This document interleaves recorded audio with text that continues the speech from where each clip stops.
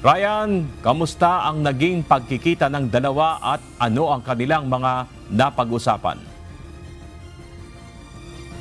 Yes, Bernard, magandang tanghali. Magkasama ang inspeksyon ni Pangulong Ferdinand Marcos Jr. at ni Mayor Leni Robredo ang flagship project ng dating Vice Presidente dito sa Naga City, ang Oplan Kontra Baha Project. At bukod dito sa usapin ng proyekto, ayon sa kanila, wala na silang ibang napag-usapang issue.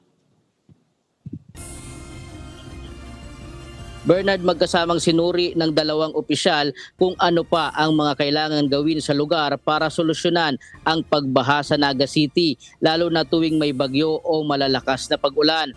Ayon kay Mayor Robredo, malaking bagay ng Pangulo mismo ang makakita sa proyekto upang masuportohan niya ito at agad na maisakatuparan.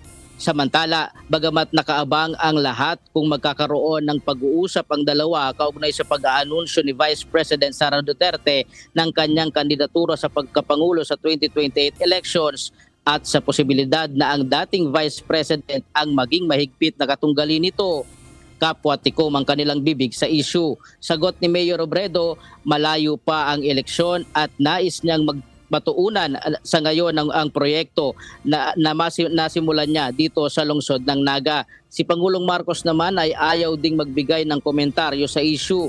Sa halip, idinaan na lang ito ng Pangulo sa biro at ipinakita ang suot niyang kulay pink na medyas para kay Mayor Leni. The most political thing that we did today, I wore my pink socks. My pink socks in honor of Mayor Leni. Bernard, pinuntahan ng Pangulong Ferdinand Marcos Jr. at ni Mayor Leni Robredo itong Jesse M. Robredo Coliseum na magkakaroon ng rehabilitasyon, at pinuntahan din itong Sagop Creek at itong sitio Magayagaya dito sa Naga City na mga Oplan Kontra Baha sites dito sa lungsod. At nagbigay na din ng asistensya si Pangulong Ferdinand Marcos Jr. para sa budget dito sa mga proyektong isasagawa dito sa lungsod ng Naga City. At yan muna ang latest live mula dito sa Naga City, Camarines Sur. Balik sa iyo, Bernard.